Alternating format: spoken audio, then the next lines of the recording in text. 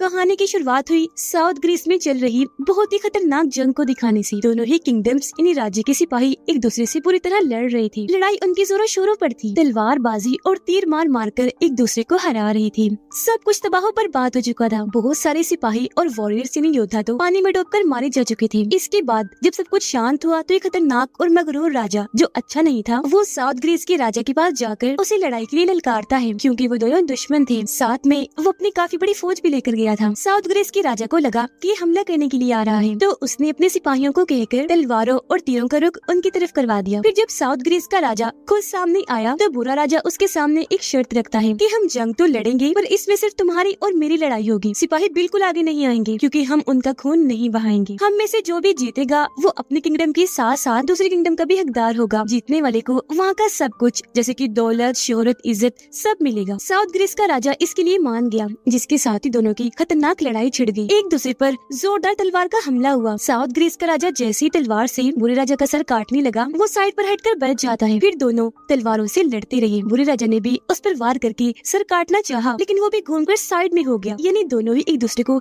बराबर की टक्कर दे रहे थे। लेकिन एक वक्त ऐसा आया जब बुरा राजा उस पर भारी पड़ना शुरू हो गया। वो उस पर जोरदार वार कर रहा था, लेकिन जब साउथ ग्रीस का राजा उसके वार को रोकने में नाकाम रहा तो बुरे राजा ने मुक्का मारकर उसे पीछे कर दिया, जिससे वो और कमजोर हो गया, क्योंकि वार उसके सीने पर हुआ था। लेकिन बुरे राजा ने दोबारा लड़ने के लिए उसकी तरफ तलवार फेंकी। वो जैसी तलवार पकड़कर लड़ने के लिए उठा, फिर से बुरे राजा ने तलवार पर वार करके उसे रोक दिया। अब बुरा राजा इतने जोश में आ गया था कि तलवार वहीं जमीन में गाड़ कर हाथों से लड़ने लगा। लेकिन दूसरा राजा अभी भी तलवार से लड़ रहा था। बुरे राजा ने उसकी तलवार पकड़कर उस पर वार किया, फिर गर्दन से पकड़कर उसे हवा में कर दिया। इसके बाद जोर से जमीन पर पटक के मारा। राजा जब ढेर हुआ तो बुरे राजा ने उसके सर पर वार करके उसका हेलमेट ही अलग कर दिया। फिर हेलमेट को तलवार पे रख के हवा में लहरा दिया, जो जीतने की निशानी थी। और इस तरह उसने बुरी तरह साउथ ग्रीस के राजा को हरा दिया, जिससे उसके सिपाही तो बहुत खुश हुए, झूम उठे। लेकिन साउथ ग्रीस के लोगों के मुंह लटक गए और वो भी अब बुरे राजा को अपना राजा समझकर उसके सामने घुटने टेककर बैठ गए, अपने सर झुका लिए। जीतने के बाद जब बुरा राजा अपने महल आया तो उसकी वाइफ यानी रानी, जो बहुत अच्छी थी, उससे पूछने लगी कि तुमने साउथ ग्रीस के राजा पर हमला क्यों किया, जबकि उसने तो हमें कुछ कहा भी नहीं था, वो तो अच्छा था। जिस पर राजा जवाब देता है, मेरी जान,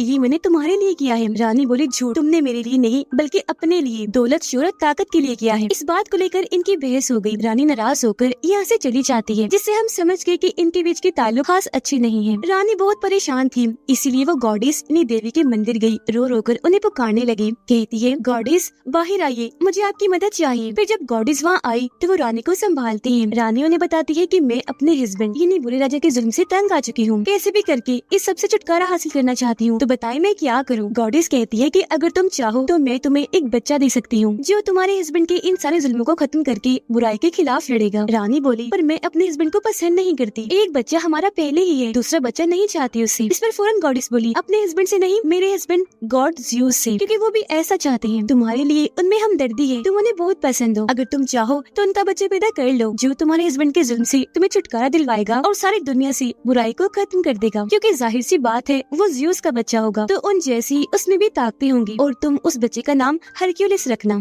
अब रानी को कैसे भी करके जुल्म से आजाद होना था, इसीलिए वो मान गई। रात को जब वो सो रही थी तो ज़्यूस वहाँ उसके पास आए, लेकिन वो दिख नहीं रही थी, क्योंकि ना नजर आने वाली ताकत बनकर आई थी, जिन्हें रानी महसूस कर लेती है कि यहाँ ज़्यूस है। तभी यहाँ बुरा राजा भी आ गया। वो रानी को इस हालत में देखकर इस ना नजर आने वाली ताकत को महसूस कर लेता है। उसे बहुत गुस्सा आया। चादर हटाकर हर तरफ वो ढूंढने की कोशिश करता है, पर उसे कुछ नहीं मिलता। वो तलवार हर तरफ मारता है कि अगर कोई ताकत होगी तो तलवार से कटने से मारी जाएगी, पर कुछ नहीं होता। उसे इतना गुस्सा आया कि वो रानी को गले से पकड़कर कहता है, बताओ कौन था वो जो तुम्हारे साथ था। पर रानी कुछ नहीं बताती, बस रोती रहती है। गुस्से में बुरा राजा बाहर आकर अपने लोगों के सामने जोर जोर से चिल्लाने लगा कि तभी आसमान से आग नीचे आकर गिरती है, जिसके साथ ही बारिश होने लगी, जिस वजह से बुरे राजा को लगने लगा कि ये काम ज़्यूस का हो सकता है। तो आग बगोला होकर वो आसमान की तरफ देखकर जोर जोर से चीखने लगा। ऐसे ही 9 महीने गुजर गए। रानी का बेटा पैदा हो गया, लेकिन राजा उससे नफरत करता था। उसे बहुत गुस्सा था, क्योंकि वो जानता था कि ये मेरा बच्चा नहीं है बल्कि किसी और का है। लेकिन फिर भी वो रानी के पास जाकर कहता है कि क्योंकि तुम मेरी वाइफ हो और ये तुम्हारा बच्चा है, इसीलिए मैं इसका नाम अल्साइडस रख रहा हूँ। लेकिन याद रखना, ये हमारे बड़े बेटे की जगह कभी नहीं ले सकता, क्योंकि वो मेरा बेटा है, मेरा खून है, और वही अगला राजगद्दी का हकदार है। मेरे बाद राजा वही होगा। जो कहकर राजा वहाँ से चला गया।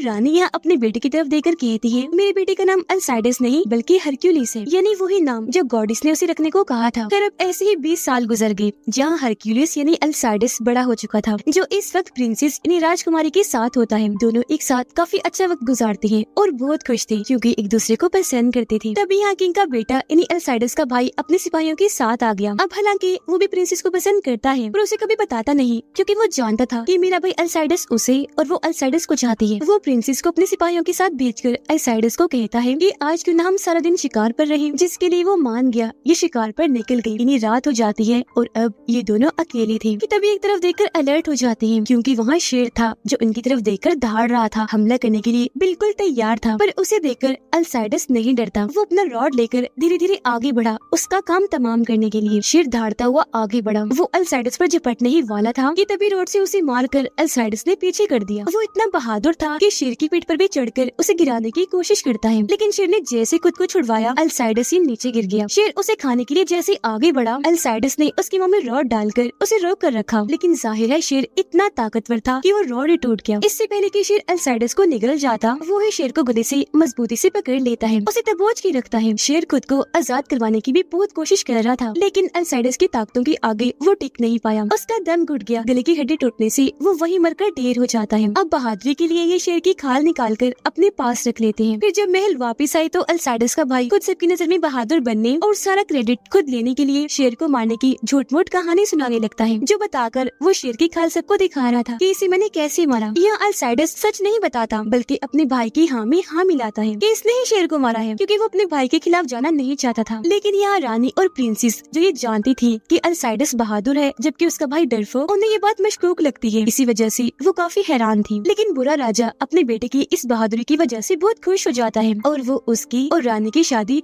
फिक्स कर देता है। लेकिन राजा का ये फैसला अल्साइडस और प्रिंसेस को जरा भी पसंद नहीं आया। वो बहुत हैरान थे। प्रिंसेस को तो इतना गुस्सा आता है कि वो फौरन वहाँ से चली जाती है। इस फैसले से खुद रानी अल्साइडस की मॉम भी खुश नहीं थी। प्रिंसेस का मूड खराब हो गया था, इसलिए अल्साइडस अपना घोड़ा लेकर उसके पीछे जाता है मनाने के लिए। अल्साइडस का भाई अपने डैड किंग को बताता है कि डैड आपने शादी फिक्स भी कर दी है, मैं खुश भी हूँ, लेकिन जिसके साथ शादी होनी है वो खुश नहीं है क्योंकि वो तो अल्साइडस को पसंद करती है। जिस पर किंग उल्टा उसे गुस्सा होने लगा कि इतना मत सोचो, इस बात से कोई फर्क नहीं पड़ता कि वो किसी पसंद करती है और किसी नहीं। तुम्हारी उसके साथ शादी तय हो गई है तो जाओ उसे वापस ले आओ, मान जाएगी। प्रिंसेस जो अपना घोड़ा बहुत तेजी से लेकर भाग रही थी, अल्साइडस उसके घोड़े के सामने अपना घोड़ा लाकर खड़ा कर देता है और उसे रोककर घोड़े से नीचे उतारता है। वो बहुत रोती है, कहने लगी अल्साइडस मैं तुमसे प्यार करती हूँ ना कि उससे, तो मैं तुमसे शादी करना चाहती हूँ, उससे नहीं। ये लोग हमारे प्यार को कभी नहीं समझेंगे। चलो यहाँ से भागकर कहीं दूर चलती हैं, हम शादी कर लेंगे, अपनी अलग जिंदगी बसाएंगे जिसमें हम बहुत खुश होंगे। इससे पहले कि यहाँ से निकलते अल्साइडस का भाई अपने सिपाहियों के साथ यहाँ जाता है, इनका पीछे करने लगा, जिसके बाद दोनों को पकड़ लिया जाता है। उसका भाई अल्साइडस को किंग के सामने ले आया। किंग उसे कहता है अल्साइडस मैं जानता हूँ तुम मेरे इस फैसले से खुश नहीं हो, लेकिन तुम्हें मेरा यही हुक्म मानना ही है। वो बोला नहीं, मैं रानी से प्यार करता हूँ और वो मुझसे, तो मैं उसकी शादी किसी और के साथ होने नहीं दूंगा, बेशक वो मेरा भाई ही क्यों ना हो। लेकिन किंग कहता है कि नहीं, कल तुम इजिप्ट मिस्र जा रही हो कैप्टन के साथ, क्योंकि वहाँ जंग चल रही है। अब वो जगह इतनी खतरनाक थी कि वहाँ से कोई भी बचकर वापस नहीं आता, इसलिए किंग उसे वहाँ भेज रहा था ताकि वो मारा जाए, क्योंकि जाहिर है अल्साइडस उसका बेटा नहीं था तो किंग उससे नफरत करता था। अब हालांकि वो चाहता नहीं था, लेकिन क्योंकि किंग का हुक्म था तो उसे मानना ही पड़ता है। पर साथ में वो ये भी कहता है कि देखना, ये जंग मैं ही जीत कर आऊंगा और पूरे चांद की रात को प्रिंसेस से शादी भी कर लूंगा, क्योंकि वो सिर्फ मेरी है। अब जाते जाते वो अपनी मोम से मिला और यहाँ पहली बार उसे ये राज पता चलता है कि मैं किंग का नहीं बल्कि ज़्यूस का बेटा हूँ। यह रानी उसे रो रो के बताती है कि बेटा ऐसा होना मजबूरी था, तुम्हें इसलिए पैदा किया गया है ताकि तुम अपने सुतेले बाप किंग के जुल्म को खत्म करके बुराई का भी जड़ से खात्मा करो। और तुम्हारा नाम अल्साइडस नहीं हरक्यूलिस है। लेकिन क्योंकि वो जल्दी में था तो उनकी बात पर गौर किए बगैर ही इजिप्ट के लिए रवाना हो जाता है। काफी टाइम के बाद ये वहाँ पहुंची। पूरा ही इलाका रेगिस्तानी था, लेकिन वहाँ पर कैनिबल्स यानी आदमखोर लोग इन पर हमला कर देते हैं। इनके बीच खतरनाक जंग छिड़ गई, जिनमें कैनिबल ही भारी पड़ रहे थे और वो इनकी बहुत सारे लोगों को मार गिराते हैं और वहाँ जमीन पर उनकी लाशों का ढेर लग जाता है। बचे हुए लोग जब अंदर केव यानी गार में गई तो वहाँ भी अचानक उन पर तीरों का हमला हो जाता है, लेकिन ये लोग अपने अपने शील्ड्स आगे करके जैसे तैसे खुद को बचाते हैं, जिसके बाद दोनों फौजें एक दूसरे के आमने सामने आकर जोरदार हमला कर देती हैं। अपने अपने रॉड से और तलवारों से एक दूसरे को मार गिरा रही थी। इसमें अल्साइडस की फौज कमजोर पड़ती नजर आ रही थी। देखते ही देखते उनके सभी सिपाही मारे गए सिवाय अल्साइडस और उसके खास आदमी की। वो बड़ी बहादुरी से बाकी फौज से लड़कर उनका मुकाबला करते हैं। अब दूसरी फौज का एक लीडर भी था जो अपने आदमी से पूछता है कि इन सब में अल्साइडस कौन था, या कौन है, जिंदा है कि मर गया। इस पर वो आदमी बताता है कि अल्साइडस तो मर गया। जो सुनकर लीडर नकली अल्साइडस का हेलमेट लेकर किंग इन्हीं अल्साइडस के डैड को बेचता है कि देखो हमने वादा पूरा कर दिया अल्साइडस को मारकर, जिसका मतलब कि ये सारी चाल किंग की थी उसे मरवाने के लिए। अब लीडर दोनों को कहता है कि मैं जानता हूँ तुम बहुत अच्छे वॉरियर्स योद्धा हो, मैंने तुम्हें भी मारना था, अपनी बहादुरी से तुम बच गए। अब अगर तुम जीना चाहते हो तो मैं तुम्हें नई जिंदगी दे सकता हूँ, तुम्हें छोड़कर तुम्हें हमारा गुलाम बन के रहना होगा। मगर मैं ये भी जानता हूँ कि तुम गुलाम बनना कभी पसंद नहीं करोगे, उससे बेहतर तुम वॉरियर के ऐसे से मरना पसंद करोगे। तो लो मैं तुम्हें मारने लगा हूँ। अब इससे पहले वो अल्साइडस के साथी को मारता, अल्साइडस उसे रोककर कहता है कि रुक जाओ, हम जीना चाहते हैं लेकिन तुम्हारे गुलाम बन के नहीं। तुम ऐसा करो हमें बेच दो, हमें भी नई जिंदगी मिल जाएगी और तुम्हें पैसा। लीडर हैरत से पूछता है कि तुम्हारा नाम क्या है और तुम कौन हो। इस पर वो जवाब देता है कि मेरा नाम हरक्यूलिस है। लीडर गुस्से में मुक्का मारकर उसे बेहोश कर देता है। महल में अल्साइडस की मौत की खबर फैल जाती है। इस वजह से वहाँ शोक का माहौल था, खास तौर पर रानी और प्रिंसेस के लिए। वो बहुत रोती है लेकिन चाहकर भी कुछ नहीं कर सकती थी। उधर लीडर अल्साइडस और उसके साथी को बेच देता है। यहाँ उसके साथी को भी पता चल गया था कि किंग ने जानबूझकर हमें मरवाने के लिए यहाँ भेजा है, पर उसे ये बात समझ नहीं आ रही थी कि वो अपने ही बेटे अल्साइडस को मरवाना क्यों चाहेगा। इसीलिए अल्साइडस से पूछता है कि आपने कहा मैं हरक्यूलिस हूँ जबकि आपका नाम तो अल्साइडस है, तो किसका नाम लेकर आपने खुद को बताया। इस पर वो जवाब देता है कि मैं खुद नहीं जानता इस बारे में, ये नाम मैंने अपनी मोम रानी से सुना था। हरक्यूलिस इसलिए बता दिया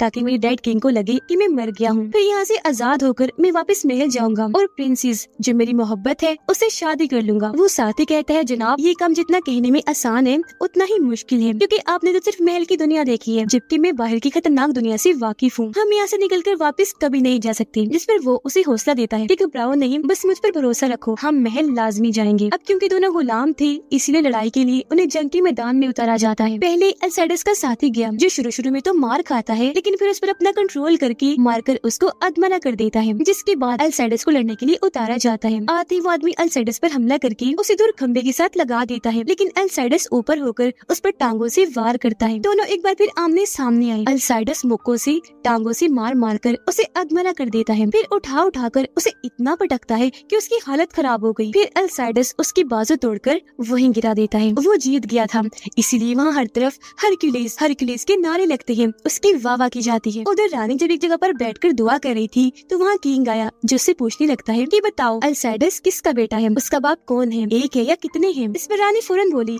है तो एक ही, लेकिन उसे भी किसी मकसद के लिए पैदा किया गया था, पर क्योंकि मेरा बेटा अल्साइडस तो नहीं रहा तो उसका अधूरा काम मैं पूरा कर देती हूँ तुम्हारे जुल्मों से बचने के लिए तुम्हें मार कर। इतना कहकर वो खंजर से किंग पर वार करने लगी, लेकिन उसने रानी का हाथ पकड़कर हमला रोक दिया। पूछता है कि बताओ वो कौन था, जिस पर रानी अब जाकर उसे बता ही देती है कि वो ज़्यूस है। तुम्हारे जुल्मों से बचने के लिए, तुम्हारा खात्मा करने के लिए उन्होंने मुझे एक बेटा दिया था, जो बताकर वो हंसने लगी। किंग को बहुत गुस्सा आ गया, वो उसे खंजर को रानी के अंदर घुसा देता है जिससे उनकी मौत हो जाती है। लेकिन मरते मरते वो किंग को कहती है कि तुमने ज़्यूस के बेटे को मारा है, वो बहुत गुस्से वाले और ताकतवर है, तो अब अपनी खैर मनाना, उनके गुस्से से तुम कभी नहीं बच सकती, तुम मारे जाओगे देखना। अब किंग सबसे ये बात छुपा के रखता है कि मैंने उसे मारा। हर तरफ ये अफवाह फैला देता है कि रानी अपने बेटे अल्साइडस की मौत के गम में मारी गई। हरक्यूलिस गुलामों के मालिक को कहता है कि तुम यहाँ से भी और ज्यादा पैसे कमा सकती हो अगर तुम हमें ग्रीस ले जाओ तो। वहाँ पर इस तरह की छोटी मोटी लड़ाइयाँ नहीं होती, बल्कि दूर दूर से लोग आते हैं लड़ाई देखने के लिए, बहुत बड़ी लड़ाइयाँ होती हैं। अब हम दोनों वहाँ जाकर तुम्हारी तरफ से 6 आदमियों के साथ लड़ेंगे और ये 6 लोग वो हैं जो कभी नहीं हारे, तो जाहिर है उनका मुकाबला देखने कौन नहीं आएगा। अब अगर तो हम उनसे जीत गए तो हमें आजाद कर देना, जबकि तुम तो मालामाल हो ही जाओगे। जिस पर गुलामों का मालिक मान गया। लेकिन वहाँ जाने से पहले ये दोनों प्रैक्टिस के तौर पर 2 खतरनाक वॉरियर से लड़ते हैं जिन्हें भी आज तक किसी ने हराया नहीं था।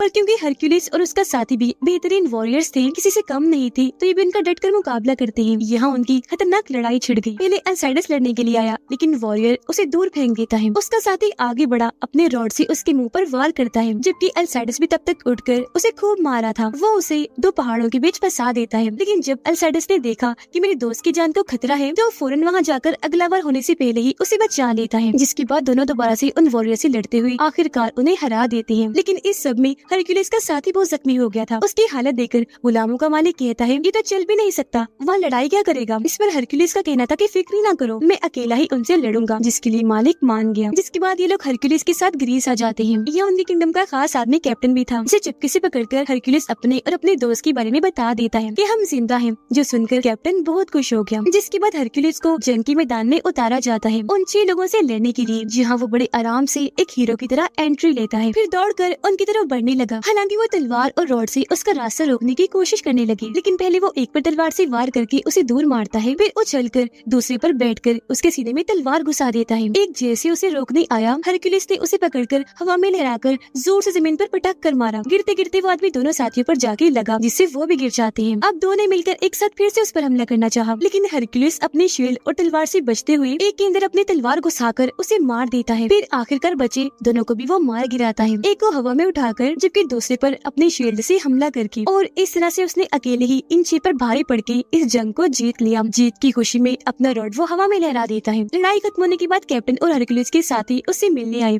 कैप्टन उसे बताता है कि बड़े अफसोस के साथ कहना पड़ रहा है कि आपकी मॉम रानी को राजा ने मार दिया है। फिर एक खंजर दिखाते हुए बताता है कि ये मैंने आपके लिए रखा था, जो आपकी मॉम के सीने से निकाला है, क्योंकि वहीं पर किंग ने वार किया था। ये सुनकर हरक्यूलिस बहुत टूट गया, दुखी होकर अपनी गर्दन झुका लेता है। फिर खुद को संभालते हुए कहता है कि अब इस बारे में प्रिंसेस को मत बताना कि मैं जिंदा हूँ, वरना वो ये खबर सबको बता देगी। खुशी की वजह से बात उसके पेट में नहीं रहेगी। किंग के लोग ग्रीस के गाँव पर हमला कर देते हैं। वहाँ लोगों को उनके घरों से बाहर निकाल कर मार मार कर उनसे पैसे वसूल करते हैं। लेकिन तभी यहाँ हीरो हरक्यूलिस आ गया, जो सब सिपाहियों पर हमला करते करते उनके खूब धुलाई करता है। जो भी वार करने के लिए आगे आ रहा था, वो उठा कर पटक कर उन्हें दूर मारा था, जो देखकर बाकी सिपाही वहाँ से भाग गए। अब उसे इतना बहादुर पाकर गाँव वाले पहचान लेते हैं कि ये कौन है। कहते हैं you are Hercules, son of Zeus god, तो तुम भी एक गॉड हुई। इस पर वो कहता है कि नहीं, मैं गॉड नहीं, आम सा इंसान हूँ। जिसके बाद वो किंग के पास मैसेज भेजता है कि अगली बार इस तरह की हरकत मत करना, कमजोरों पर जुल्म करने की। अब किंग को पता चलता है कि मेरा सिपाही यानी अल्साइडस का साथी जिंदा है, लेकिन उसके साथ एक हरक्यूलिस नाम का आदमी है। तो वो उन दोनों को पकड़ने का हुक्म देता है, पर वो ये नहीं जानता था कि वो हरक्यूलिस और कोई नहीं बल्कि उसका सुतीला बेटा अल्साइडस है। उसका साथी हरक्यूलिस को एक बूढ़ी औरत के पास लेकर गया, जो और कोई नहीं बल्कि गॉडेस है। वो उसे कहती है कि अगर तुम चाहो तो प्रिंसेस से शादी करके अपनी जिंदगी गुजार सकते हो,